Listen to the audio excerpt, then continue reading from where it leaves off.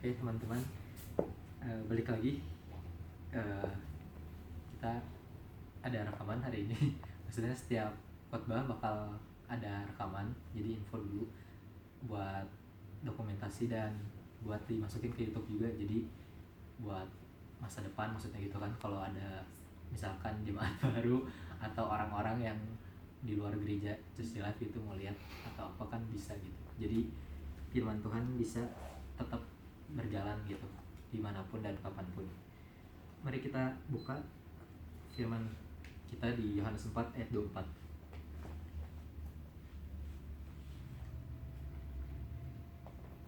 Yohanes 4 ayat 24.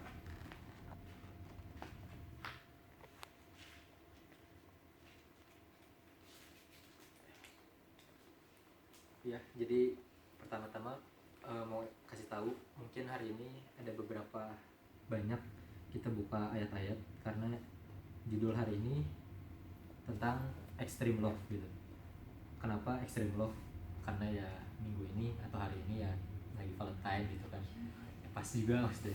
Walaupun nggak semua orang kayak terlalu pentingin Valentine atau enggak, tapi ini yang dibawain hari ini khotbahnya adalah tentang extreme love yang berasal dari Tuhan gitu.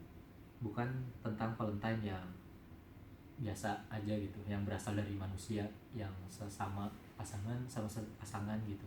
Tapi ini adalah extreme love yang ada ditulis dalam Alkitab, kitab kehidupan kita. Dari Yohanes 4 ayat 24. Ini ayat pertama, ayat pembuka. Allah itu roh, dan barang siapa menyembah dia harus menyembahnya dalam roh dan kebenaran. Ya, jadi kita tahu Allah adalah roh dan dia adalah roh gitu. Kita tahu bahwa kita semua sebenarnya gak pernah tahu kan kalau seperti apa gitu wajah Tuhan Yesus. Kita gak punya sejarah ada yang spesifik gambarin gimana sih wajah Tuhan Yesus 2000 tahun yang lalu waktu dia turun ke bumi jadi sama seperti kita manusia gitu. Dan Tuhan Yesus sengaja gitu ngelakuin itu. Kenapa? Mungkin yang kejadian-kejadian lebih dari 2000 tahun lalu ada sejarahnya gitu, atau ada buktinya, muka orang atau gimana bentuk bangunan gitu kan bisa ketahuin gitu kan. Tapi kenapa wajah Tuhan Yesus Kristus gitu gak ada yang tahu gitu, bahkan sejarah gak bisa mencatatnya dengan jelas gitu kan.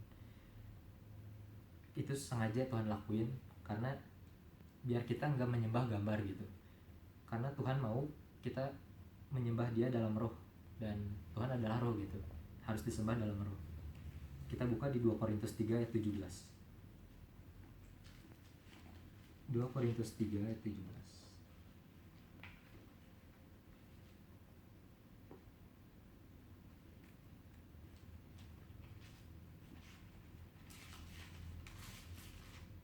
Oke. Sebab Tuhan adalah roh, dan di mana ada roh Allah di situ ada kemerdekaan. Dua ayat pertama ini jadi referensi kita kalau Tuhan adalah roh gitu. Tapi kita tahu juga 2000 tahun yang lalu Tuhan turun ke dunia jadi sama seperti kita manusia. Kita tahu Tuhan sebenarnya adalah roh, tapi Tuhan juga sepenuhnya manusia gitu. Kita tahu dia laki-laki. Kita tahu bahwa dia bisa lapar, dia haus, dia bisa lelah gitu. Ada cerita-cerita di Alkitab waktu Tuhan Yesus berpuasa juga 40 hari di padang gurun, dia menahan lapar gitu kan. Dia bisa ngerasain lapar waktu digoda iblis gitu, tapi dia tetap menang melewati percobaan itu gitu. Dia haus gitu, waktu ceritanya kayak di Alkitab ketika dia ketemu sama perempuan Samaria gitu yang lagi di pinggir di pinggir sumur di pinggir sumur, duel di pinggir sumur gitu kan. Tuhan Yesus minta ke perempuan itu air dari sumur itu gitu kan. Dia bisa haus juga gitu, dan Tuhan Yesus bisa lelah gitu. Lelah ketika dia di perjanjian baru sama murid-muridnya, dia jalan dari seberang pulau ke seberang pulau gitu. Dia mau membiasakan dirinya buat menyendiri gitu, karena dia udah seharian pelayanan gitu kan, ketemu orang-orang, terus dia udah nyembuhin, ngelakuin banyak mujizat di satu hari itu, dia juga bisa lelah gitu. Dia juga kita tahu memiliki ikatan persahabatan gitu. Siapa sih orang paling dekat sama Tuhan Yesus gitu? Kalau bisa dibilang kan 3 muridnya gitu kan, Yohanes, Petrus, dan Yakobus gitu kan. Dia juga bahkan menangis gitu. Alkitab mencatat kalau dia menangis di kuburan sahabatnya juga, temannya, orang yang dikasihinya gitu, Lazarus. Ketika Lazarus meninggal, dia datang dan dia menangis gitu kan, karena sahabatnya, temannya gitu, orang dikasihnya meninggal. Tapi kita tahu juga ceritanya Lazarus akhirnya dibangkitkan dari kematian gitu. Semua karakter manusia ada gitu sama Tuhan Yesus. Jadi Tuhan tuh waktu jadi manusia, waktu jadi Yesus, dia itu manusia yang sama kayak kita gitu, nggak ada bedanya gitu. Tapi ada satu hal yang ngebedain gitu, dia adalah inkarnasi anak Tuhan Allah gitu. Dia berbeda dari kita yang lahir dari daging dan daging, tapi Tuhan Yesus lahir dari Roh Allah gitu. Dia adalah inkarnasi anak Tuhan Allah satu-satunya. Kita buka di Mazmur 90 ayat 2.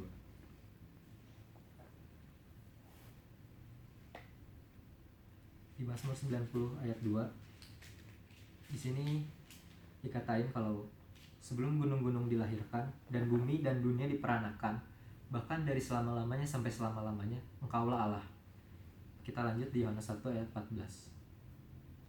Yohanes 1 ayat 14 berkata, Firman itu telah menjadi manusia dan diam di antara kita, dan kita telah melihat kemuliaannya, yaitu kemuliaan yang diberikan kepadanya sebagai anak tunggal Bapa, penuh kasih karunia dan kebenaran. Ini membuktikan kalau Tuhan Yesus adalah satu-satunya gitu, Tuhan yang turun ke bumi dan menjadi manusia. Dia rela melakukan itu tentu buat menebus kita semua gitu. Kita semua manusia berdosa, tapi Yesus juga jadi manusia, tapi ada bedanya gitu. Hanya dia doang yang gak berdosa dalam sejarah kehidupan manusia dari awal sampai akhir gitu. Karena yaitu Yesus kudus gitu. Yesus pernah dicobain, bahkan dia dicobai dalam setiap hal yang mungkin udah pernah kita laluin atau yang belum pernah kita laluin. Tuhan Yesus udah ngerasain semua percobaan yang ada di dunia ini gitu. Dia lulus gitu dalam ujian dan percobaan itu. Dia udah memenangkan semua pertandingan itu gitu. Dia menjadi contoh utama buat kita gitu, kalau dia bisa gitu, karena dia bergantung kepada Allah Bapa. Kita juga semakin hari harusnya semakin bisa gitu kalau kita bergantung kepada Allah Bapa. Firman Tuhan Allah, dialah Tuhan Allah yang kekal, yang menjadi daging di dalam pribadi Yesus Kristus dan hidup sebagai manusia di antara kita. Mari kita buka Matius 15 ayat 19.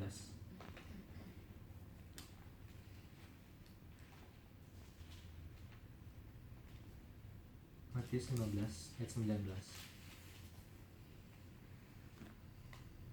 Karena dari hati timbul segala pikiran jahat, pembunuhan, perzinahan, percabulan, pencurian, sumpah palsu, dan hujat. Ini adalah karakteristik manusia, di mana di setiap hati kita bisa muncul segala pikiran jahat, pembunuhan, perzinahan, percabulan, pencurian, sumpah palsu, dan hujat. Semua itu berasal dari hati manusia gitu, segala hal yang jahat. Dan itu harus kita ubah gitu. Itulah sebabnya Yesus berkata, kamu harus dilahirkan kembali, kamu harus bertobat, kamu harus memiliki awal yang baru. Yesus melakukan banyak mujizat gitu kan. Di Matius 28 ayat 18. Mari kita buka Matius 28 ayat 18.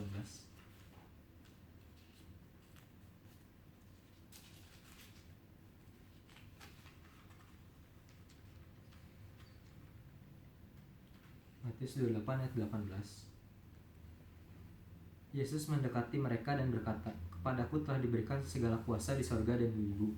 Segala kuasa di sorga dan di bumi. Dari firman ini kita tahu kalau Tuhan Yesus mempunyai segala kuasa di surga maupun di bumi. Itu kenapa makanya dia bisa melakukan segala banyak mujizat. Dia adalah Tuhan gitu. Dia bisa mengampuni dosa. Dia mengusir setan, setan dari orang-orang yang kerasukan setan gitu. Dan juga membuat orang lumpuh berjalan, yang bisu berbicara, yang tuli mendengar, orang buta melihat. Bahkan hal-hal yang mungkin gak masuk akal kayak kejadian alam gitu. Ketika tadi perahu yang dalam ujian penyembahan kita, perahu yang terombang-ambing karena badai di laut, tapi Tuhan bisa meredakannya gitu dengan perintah dia aja, dengan kata-katanya aja.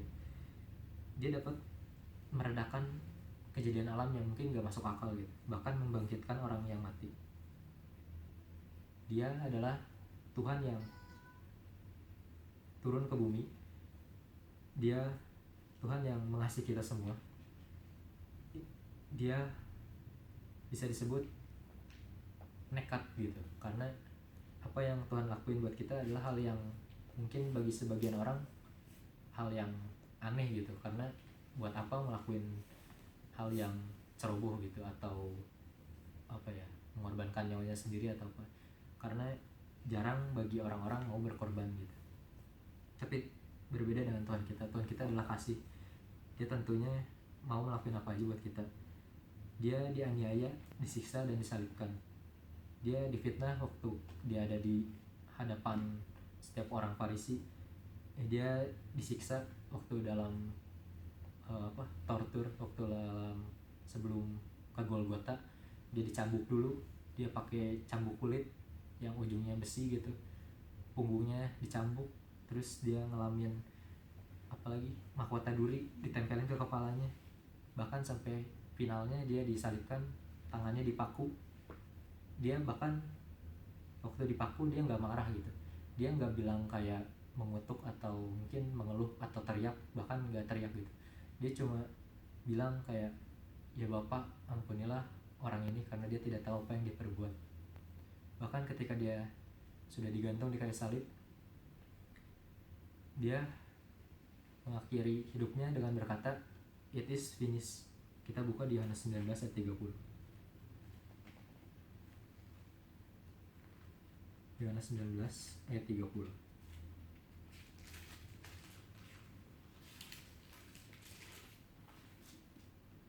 Ini adalah kisah ketika Tuhan Yesus disalibkan. Dan ayat 30, sesudah Yesus meminum anggur asam itu, berkatalah ia, "Sudah selesai." Lalu ia menundukkan kepalanya dan menyerahkan nyawanya. Kita tahu cerita ini sering pastinya kita dengar juga, karena ini adalah hal dimana Tuhan Yesus mengorbankan atau menjadi persembahan yang kekal untuk menebus setiap dosa kita. Dimana di sini kata yang mau kita garis bawahin, sudah selesai. Apa maksudnya sudah selesai di sini gitu? Apa yang dimaksudin Tuhan Yesus dengan sudah selesai? Maksudnya adalah rencana keselamatan kita telah selesai gitu. Tuhan sekarang dapat mengampuni kita semua dari segala dosa-dosa kita gitu, karena kita sudah selesai. Tuhan udah mengorbankan dirinya gitu, menjadi tawanan gitu. Dia menjadi ganti dari setiap kita yang harusnya ada di kayu salib, tapi dia mengambil semua dosa-dosa kita, dia simpan dalam dirinya sendiri, dan dia harus menerima murka Allah gitu. Karena apa yang Tuhan takutin, atau apa yang mungkin waktu Taman Getsemani Tuhan sampai berkeringat darah, sebenarnya bukan takut, mungkin takut karena besok bakal dieksekusi. Dia tahu gitu kan, harus ngalamin sakit atau meninggal dengan cara yang tragis gitu. Tapi sebenarnya bukan itu yang buat dia sampai berkeringat darah. Dia sangat takut di Taman Getsemani. Kenapa? Karena dia sadar kalau besok dia harus berpisah dengan Allah Bapa, dimana sehari-harinya dia selalu dekat dengan Allah Bapa. Tetapi ketika dia di kayu salib, Tuhan Yesus sadar kalau ketika dia mengambil semua dosa manusia, dia akan menjadi hal yang berdosa gitu. Tapi kita tahu Tuhan Yesus adalah Tuhan yang hidup gitu. Walaupun dia mati, pada hari ketiga dia bangkit. Rencana Allah untuk keselamatan kita semua buat mengatakan bahwa dia mengenal setiap nama kita, nama asli kita gitu, bukan nama dunia kita kayak nama saya Amon, nama Ko Henry, itu kan nama dunia gitu. Tapi percayalah, Tuhan punya nama sendiri, nama yang dari awal penciptaan gitu. Setiap orang udah punya namanya masing-masing yang Tuhan kasih, karena Tuhan itu personal ke setiap kita gitu. Dia nggak bikin dua nama Yusak di surga, nggak ada gitu. Bagi Tuhan nama setiap orang itu satu orang satu gitu. Karena apa? Tuhan itu benar-benar kreatif gitu. Dia beda sama ya kita manusia gitu. Ada nama Yusak, mungkin ada berapa juta orang nama Yusak, tapi Tuhan beda. Dia bisa memikirkan nama yang cuma satu orang satu gitu. Bahkan dari awal manusia ada sampai sekarang nggak tahu kan kita berapa banyak jumlah manusia gitu. Dan Tuhan sekreatif itu gitu. Rencana Allah buat kita adalah menyelamatkan kita. Bahkan dia menomorin setiap helai rambut kita yang jatuh gitu. Tuhan memandang kita masing-masing seolah kita satu-satunya orang di alam semesta ini gitu. Itulah kenapa Tuhan Allah yang personal buat kita. Bahkan di atas salib itu ketika Tuhan Yesus tergantung, dia tetap mikirin kita gitu. Dia mikirin kalau dia sangat mengasihi kita dan dia rela tetap berada di situ. Bahkan masuk akal sekali kalau Tuhan mau tiba-tiba bilang dengan kuasanya dia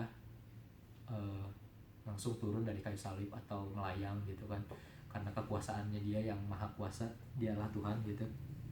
Dia bisa aja ngelakuin hal-hal kayak gitu buat mungkin langsung tiba-tiba ngasih hujan api atau hujan meteor buat bangsa Israel yang durhaka gitu istilahnya kan, atau yang sangat-sangat kejam lah di zaman itu. Bahkan Tuhan Yesus yang gak bersalah gitu kan. Tapi enggak, Tuhan Yesus tetap memilih buat tergantung di kayu salib, karena dia memilih biar apa yang digenapkan dari awal itu, rencana yang dari awal bisa tergenapi agar setiap kita bisa selamat. Coba bayangin, apakah pernah ada kasih yang seperti itu gitu? Apakah pernah ada kasih yang melebihi kasih Tuhan Yesus terhadap setiap manusia? Betul, setelah Tuhan Yesus mati, Tuhan Yesus bangkit. Dia diturunkan dari salib, dikuburkan di kuburan zaman dulu kan, ya kayak batu gitu kan, gua. Jadi dimasukin ke sana, dan berat batunya juga mungkin 1 ton gitu atau berapa ratus kilo kalau nggak salah, saya pernah dengar. Tapi pokoknya kayak 3 pengawal gitu buat ngedorong ngebukanya. Dan kita tahu di pagi hari waktu pengawal ngeliat dan satu murid Kristus yang perempuan ngeliat, kuburannya udah kebuka gitu dan isinya udah nggak ada. Dan Tuhan Yesus bangkit gitu. Yesus bangkit, Jesus Christ is alive gitu. Dia hidup. Kalau Tuhan Yesus nggak bangkit, nggak ada kekristenan gitu. Karena yang namanya orang meninggal biasa gitu, tapi orang meninggal bangkit nggak biasa gitu. Itu luar biasa gitu. Dan Tuhan Yesus mengalahkan maut gitu. Dia nggak jadi pecundang kalah dari maut, tapi dia malah mengalahkan maut. Dia menang dari maut. Dia adalah benar-benar Tuhan gitu. Itu adalah bukti kalau Tuhan Yesus Kristus adalah Tuhan gitu. Dan dia bangkit, dan setiap orang murid-muridnya menjadi saksi gitu. Makanya sampai sekarang, dari 2000 tahun lalu sampai sekarang, banyak penginjilan itu adalah bukti gitu kalau Tuhan Yesus bangkit gitu. Hari ini kita tahu tanggal 14 Februari secara internasional orang-orang tahu gitu kalau ini hari kasih sayang terhadap pasangan masing-masing. Yang punya pasangan ya pasti mungkin ngerayain, atau mungkin ngerayain hal kecil atau hal besar gitu kan. Banyak contoh, mungkin orang rela ngelakuin hal apa saja gitu kan buat ngebuktiin cintanya kepada pasangan yang romantis, yang romantis biasa aja atau yang ekstrim gitu. Tapi kita tahu gitu dari kisah Tuhan Yesus dari kisah keselamatan Tuhan Yesus Kristus. Dia berbeda gitu dengan manusia yang kasihnya cuma segitu-gitu aja, kasihnya cuma seperti itu gitu. Tapi Bapa sendiri telah melakukan hal ekstrim gitu, dengan mengirimkan anaknya sendiri untuk mati bagi kita. 2000 tahun yang lalu Israel kayaknya bukanlah sebuah tempat yang baik untuk mengirim Mesias gitu. Kalau dipikir-pikir, kenapa enggak Tuhan Yesus mungkin lahir ke dunia waktu zaman ini gitu, ketika dunia ini kan negara-negara banyak yang demokrasi gitu. Jadi kalaupun ada Tuhan Yesus terus ada kejadian orang Farisi, dia bisa diadilin dengan mungkin hukumnya juga nggak disalipin gitu kan, karena kalau disalipin kayak wah apa ya, hukuman yang di zaman itu paling kejam istilahnya kan. Tapi bersyukurlah kita gitu, karena Tuhan Yesus datang 2000 tahun yang lalu gitu. Dia menjadikan salib itu sebagai simbol di mana dosa-dosa kita di sana udah dia tebus gitu. Dan dia menang atas segala hal itu, dan dia menyelamatkan kita agar kita punya hubungan lebih intim sama Tuhan, agar kutuk kita, dosa kita yang dari Adam dan Hawa yang jauh dari Tuhan, yang ada jurang maut, akhirnya kita boleh punya lagi hubungan sama Tuhan gitu.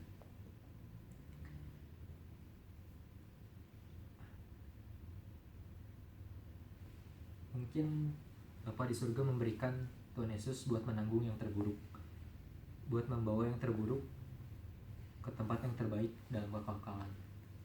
Itulah kenapa Tuhan Yesus ada di situasi yang saat itu buruk, di kandang domba lahirnya yang buruk. Dia ada di kota yang nggak terkenal gitu kan, kota yang kecil gitu, yang orang-orang nggak percaya kalau di situ adalah Mesias lahirnya gitu. Ya itulah rencana Tuhan gitu.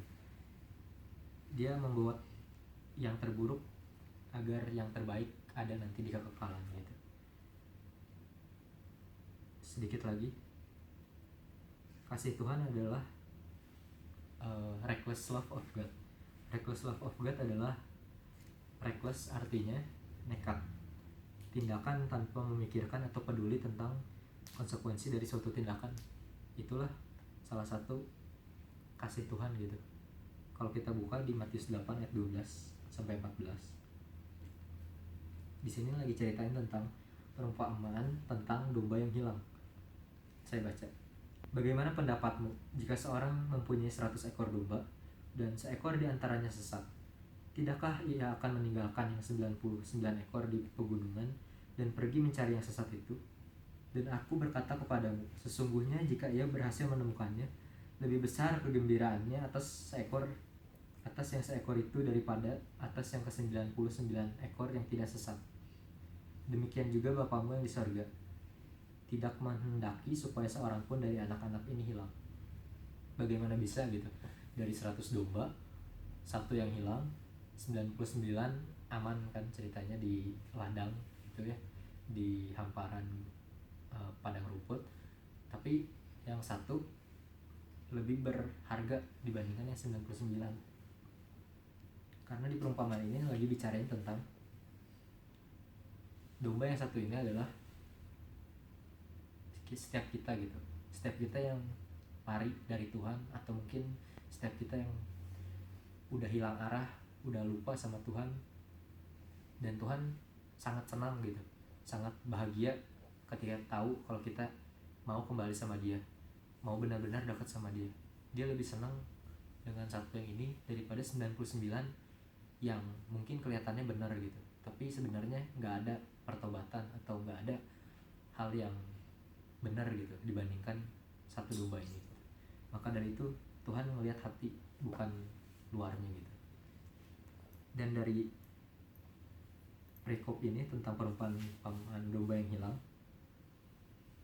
itu ngebuktiin tadi Tuhan rela cari yang satu, bahkan sampai mungkin di pegunungan, di celah-celah bukit, atau di tepi jurang gitu. Itu kan hal yang nekat gitu, padahal dia masih punya 99. Ngapain ngurusin yang satu mungkin kan. Mungkin bagi kita kata nekat terasa negatif gitu buat gambarin cinta Tuhan gitu.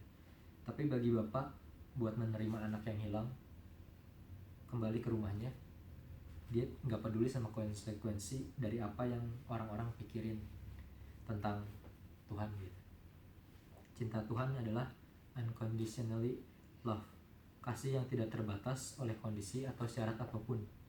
Ini adalah kasih Tuhan, kasih agape, kasih yang tulus, kasih yang benar-benar tanpa syarat. Mungkin ada orang yang mau sungguh-sungguh cinta sama Tuhan bakal datang gitu kan ke Tuhan, terus bakal bilang mungkin ke sesamanya, aduh nggak layak buat datang ke Tuhan karena saya punya banyak dosa gitu. Betapa besar gitu dosa-dosa dan kesalahan yang udah lama kita lakuin atau saya lakuin misalkan. Mereka merasa nggak layak, bahkan rusak gitu. Tapi tetap aja semua hal itu di mata Tuhan nggak bisa ngehalangin kasih karunia Tuhan buat kita. Cinta Tuhan terhadap kita itu adalah hal yang sangat luar biasa gitu. Bagi orang-orang yang nggak sungguh-sungguh mencintai Tuhan Yesus, ketika dengar tentang unconditional love, tentang kasih tanpa syarat ini, Tuhan bakal kesel mungkin ya. Karena kenapa? Orang-orang ini orang-orang yang nggak menghargai kasih Tuhan gitu. Orang-orang ini bakal dengan mudahnya ngelakuin dosa lagi dan lagi, dan dia bakal merasa kayak oh ya udah, kita tinggal hidup di dunia ini dan nanti juga kita akan ke surga. Mungkin pikiran mereka segampang itu gitu, karena mereka pikir oh kasih Tuhan kan tanpa syarat. Tapi jangan sampai kita punya pikiran kayak gitu. Karena biarlah kita diperbarui terus dengan pemikiran yang dari Tuhan. Kalau kita harus mencintai Tuhan dengan segenap hati dan pikiran kita, bukan dengan asal-asalan atau mungkin cuma ngambil keuntungannya aja. Bagi orang-orang yang benar-benar mencintai Yesus, mereka pasti ingin menjadi lebih dekat sama Tuhan, pengen lebih serupa sama Kristus gitu, dan mau ngikutin Tuhan Yesus kemanapun gitu, mau lebih serupa sama Kristus intinya. Karena bagi mereka itu adalah hal yang luar biasa, hal yang kudus gitu. Tapi ada juga orang-orang yang punya pikiran kalau melayani Tuhan agar mereka dosanya diampuni gitu, agar mereka bisa menyogok Tuhan. Kalau dengan hal melayani Tuhan, perbuatan baik mereka bisa terlihat, atau mungkin mereka bisa jadi diberkati. Tapi kita harus punya pikiran yang benar ya. Kalau melayani Tuhan adalah agar kita lebih dekat sama Tuhan, agar kita mengasihi Tuhan lebih lagi, dan agar kita lebih serupa sama Tuhan Yesus Kristus. Karena melayanin sifatnya adalah di bawah gitu. Kita menjadi hamba, bukan menjadi tuan. Jadi mari kita belajar menjadi pelayan-pelayan yang benar juga buat Tuhan, bahkan di setiap hal terkecil dalam kehidupan kita. Mungkin buat orang-orang yang belum pernah kita temuin nanti, atau keluarga kita masing-masing.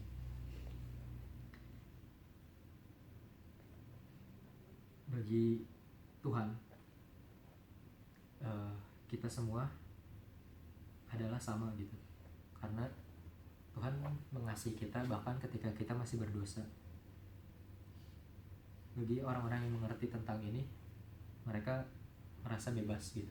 Mereka nggak terpaku akan aduh saya merasa berdosa jadi nggak mau melayani. Tapi bagi orang-orang yang udah mengerti ini, mereka pasti ngerti gitu kalau oh bahkan saat kita berdosa Tuhan udah mengampuni kita gitu. Tuhan udah lebih dahulu membuka tangannya buat kita gitu. Dia menerima kita terlebih dahulu gitu. Mari kita buka di Titus 3 ayat 5. Titus 3 ayat 5.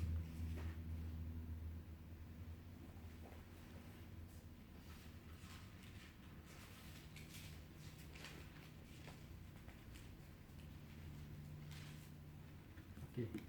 Titus 3 ayat 5.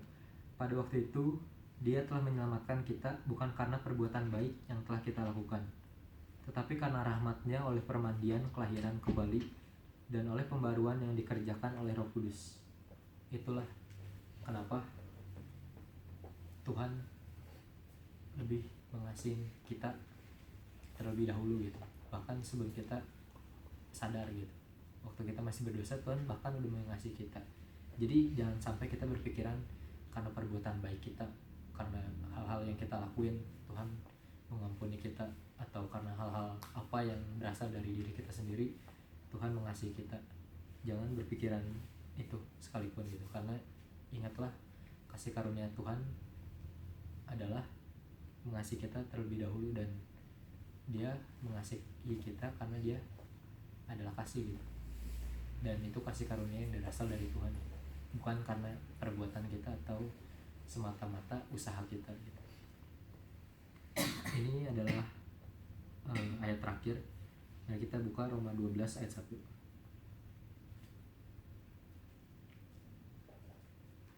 Roma 12 ayat 1.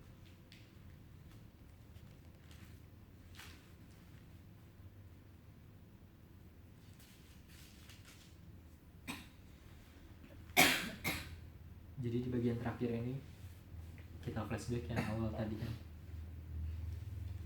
betapa besar kasih Allah akan dunia ini gitu kan. Kita mungkin sering dengar di Yohanes 3 ayat 16. Bagi yang udah tahu pasti tahu, yang mau ingat-ingat lagi bisa baca sendiri Yohanes 3 ayat 16. Karya keselamatan Tuhan nyata buat setiap kita gitu. Dan ya, apa yang harus kita lakuin terhadap Tuhan untuk membalas kasih-Nya gitu. Dengan bagaimana kita bisa membalas kasih Bapa. Roma 12 ayat 1. Karena itu saudara-saudara, demi kemurahan Allah, aku menasihatkan kamu, supaya kamu mempersembahkan tubuhmu sebagai persembahan yang hidup, yang kudus, dan yang berkenan kepada Allah. Itu adalah ibadahmu yang sejati. Cukup ini aja. Cukup ini gitu. Karena Tuhan gak butuh harta, emas, atau apapun yang dari dunia ini gitu. Bahkan hal-hal yang ada di surga pun itu semua kepunyaan Tuhan gitu. Gak ada satupun kepunyaan kita gitu.